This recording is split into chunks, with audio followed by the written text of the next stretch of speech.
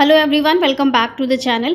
बहुत सारे लोगों को इस समय डिफेक्टिव रिटर्न का नोटिस आ रहा है, तो आज के वीडियो में हम यही देखने वाले हैं कि इस नोटिस के आने का कारण क्या है और अगर आपके पास ये नोटिस आ गया है तो आपको किस तरह से इसका रिप्लाई करना है और इन केस रिप्लाई करने की डेट आपकी निकल जाती है तब आप क्या करेंगे।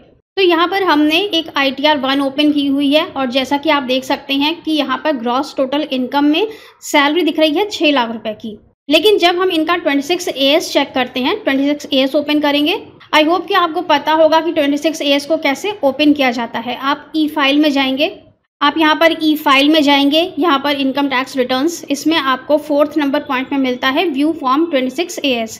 तो अगर हम फॉर्म 26 AS को देखते हैं तो यहाँ पर इनकी सैलरी दिख रही है 9,40,000 की। इस पर TDS डिडक्ट हुआ है करीब 60,000 के आसपास।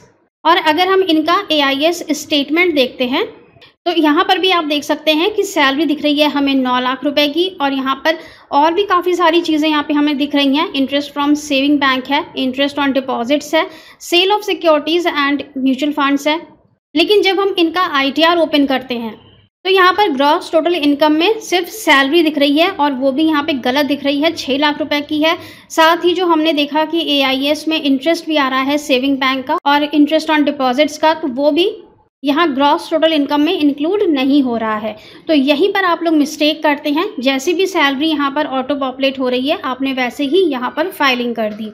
26 AS और AIS दोनों के साथ में आपकी रिटर्न का मैच होना बहुत ज़रूरी है, वरना आपको ये डिफेक्टिव रिटर्न का नोटिस ज़रूर आएगा। अब यहाँ पर हम टैक्स पेड के कॉलम में अगर देखेंगे तो टैक्स पेड में यहाँ पर इनका 60,000 का टैक्स पेड यहाँ पे पूरा डिस्प्ले हो रहा है, जो कि हमने अभी 26 AS में देखा। लेकिन अगर हम सैलरी की बात करते हैं तो सैलरी यहाँ पर 9 लाख के बजाय 6 लाख की डिस्प्ले हो रही है।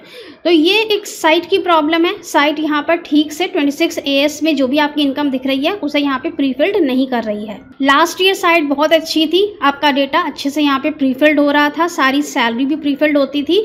लेकिन देखिएगा कि यहाँ पर टैक्स पेड में टैक्सेस तो यहाँ पे पूरे इसने प्रीफिल कर दिए हैं, लेकिन सैलरी इसने गलत प्रीफिल की है। तो ये सारी चीज़ें आपको यहाँ पर चेक करनी पड़ेंगी। प्रीफिल डेटा पर आप भरोसा नहीं कर सकते हैं।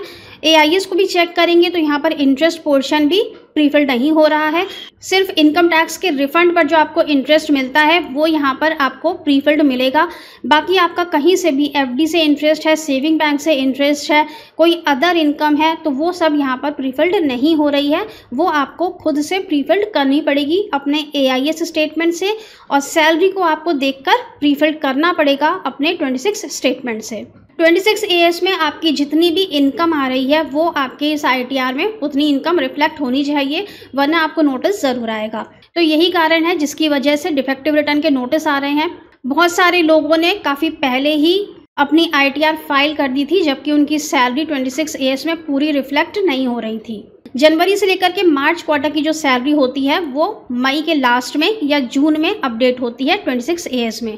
लेकिन बहुत सारे लोगों ने तभी अपनी ITR फाइल कर दी जबकि जो लास्ट क्वार्टर था उसकी सैलरी 26 AS में रिफ्लेक्ट नहीं हो रही थी। उन्होंने 26 AS से सैलरी देखी और अपनी ITR फाइल कर दी।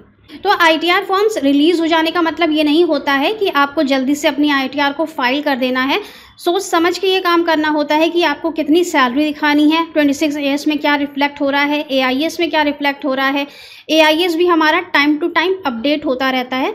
अगर आपने अप्रैल में उसे देखा होगा तो वहाँ पर शायद सेविंग बैंक का इंटरेस्ट या FD का इंटरेस्ट नहीं दिख रहा होगा, लेकिन अभी आप अगर AIS ओपन करेंगे तो वहाँ पर वैल्यूज़ चेंज है। तो मई के लास्ट में या जून में आप अपनी ITR की फाइलिंग करेंगे तो डेटा एकदम करेक्ट जाएगा। डिफेक्टिव रिटर्न का नोटिस क्यों आता है ये तो हमने यहाँ पर देख लिया, लेकिन अब अगर आपको डिफेक्टिव रिटर्न का नोटिस आ गया है तो आपको क्या करना है, चलिए देखते हैं। नोटिस को निकालने के लिए हमें जाना होता है ई प्रोसीडिंग्स पर। तो यहाँ हम पेंडिंग एक्शंस में क्लिक करेंगे, यहाँ पर आता है ई प्रोसीडिंग्स, यहाँ पे ओपन करेंगे। अब यहाँ हमें व्यू नोटिस पर क्लिक करना है। अब यहाँ हम सबमिट रिस्पॉन्स पर क्लिक करेंगे। तो इस तरह से हमें ये डिफेक्टिव रिटर्न का नोटिस दिखाई देता है। यहाँ पर नीचे लिखा हुआ है do you agree with the defect. तो ऑब्वियस सी बात है, आप यहाँ पर अग्री ही पर क्लिक करेंगे, क्योंकि ये सही बोल रहा है ये नोटिस कि आपने अपनी इनकम गलत दिखाई है। 26 AS में आपकी जितनी भी सैलरी दिख रही है उतनी आपने अपने ITR फॉर्म में नहीं दिखाई है। बहुत से लोग यहाँ पर डिसअग्री कर देते हैं। इसका क्या रीज़न है? डिसअग्री इसलिए करते हैं क्योंकि डिसअग्री करते समय उनको यहाँ पर कोई भी XML फाइल अपलोड नहीं करनी पड़ती है। उन्हें ये काम ईजी लगता है कि हम डिसअग्री कर देते हैं, ये जो रिप्लाई है ये डिपार्टमेंट कंसिडर कर लेगा। लेकिन ऐसा नहीं है। जब डिपार्टमेंट सही कह रहा है कि आपने सैलरी गलत दिखाई है तो वो अग्री क्यों करेगा? तो आपको यहाँ पर हमेशा अग्री पर क्लिक करना है। आपने ITR में जो इनकम दिखाई है, जो सैलरी दिखाई है, वो आपकी 26 AS के साथ मैच नहीं कर रही है। अब जब हम यहाँ अग्री पर क्लिक करते हैं तो यहाँ पर ऑफलाइन यूटिलिटी का ही ऑप्शन आता है। यहाँ पे ऑनलाइन का ऑप्शन नहीं दिया गया है, तो आपको यहाँ ऑफलाइन यूटिलिटी पर क्लिक करना है। इसके बाद ये आपसे बोलेगा कि यहाँ पर सेलेक्ट करो ITR टाइप। यहाँ पर आपको ITR 1 को सेलेक्ट करना है।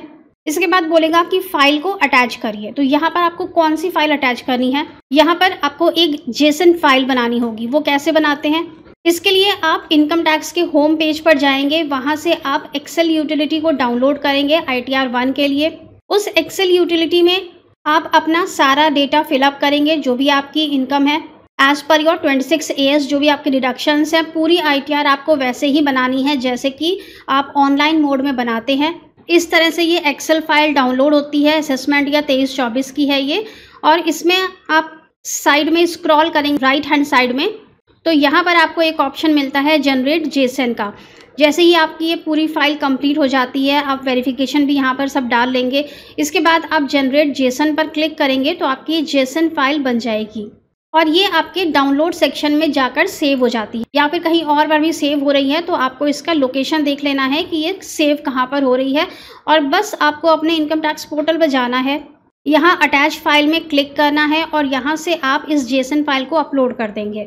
अब यहाँ पर एक बहुत इंपॉर्टेंट बात है जो कि आपको सिर्फ एक्सपीरियंस से ही आती है।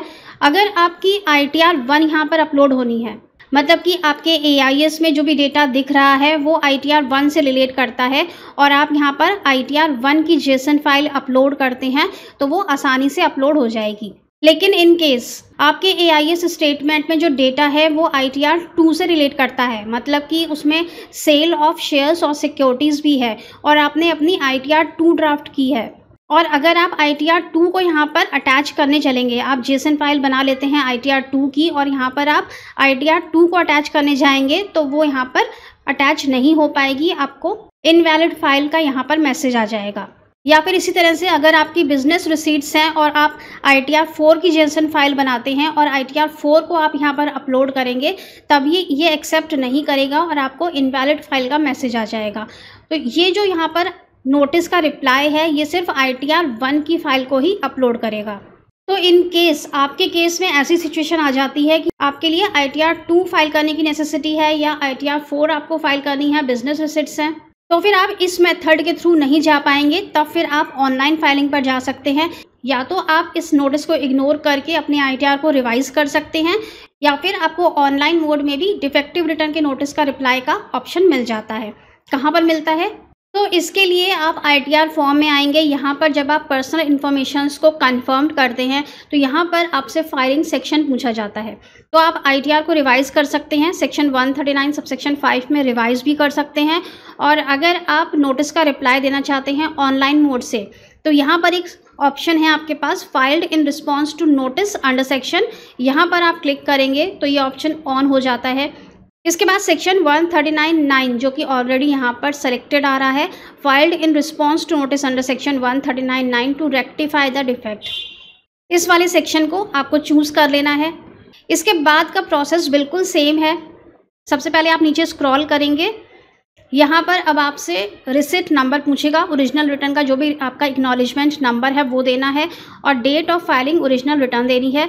यहाँ पर आपको डिन नंबर देना होगा जो कि आपके नोटिस से आपको मिलेगा, और यहाँ पर डेट ऑफ नोटिस देनी है।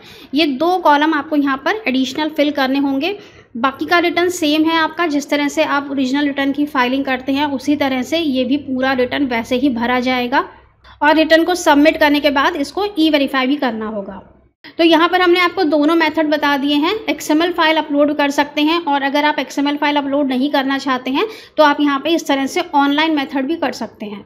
अगर आपके नोटिस की डेट एंड हो चुकी है तो भी कोई प्रॉब्लम नहीं है, आप अपनी ITR को रिवाइज कर सकते हैं सेक्शन 139(5) के अंदर, और जो भी आपने TDS रिफंड क्लेम किया होगा वो आपका आ जाएगा अगर आप अपनी ITR को रिवाइज कर देते हैं। लेकिन करेक्टली रिवाइज करिएगा, ऐसा ना हो कि फिर से इनकम्स में मिसमैच हो जाए। अपने 26 AS और AIS स्टेटमेंट दोनों के ही अकॉर्डिंग आप अपनी ITR को फाइल करिएगा। कोई भी सेविंग बैंक का इंटरेस्ट है या FD का इंटरेस्ट है वो अपने आप प्रीफिल नहीं हो रहा है, वो आपको AIS स्टेटमेंट से प्रीफिल करना होगा। और अगर आपके AIS स्टेटमेंट में सेल दिख रही है शेयर्स की तो ITR 2 या ITR 3 को फाइल करिएगा, ITR 1 की तरफ मत जाइएगा।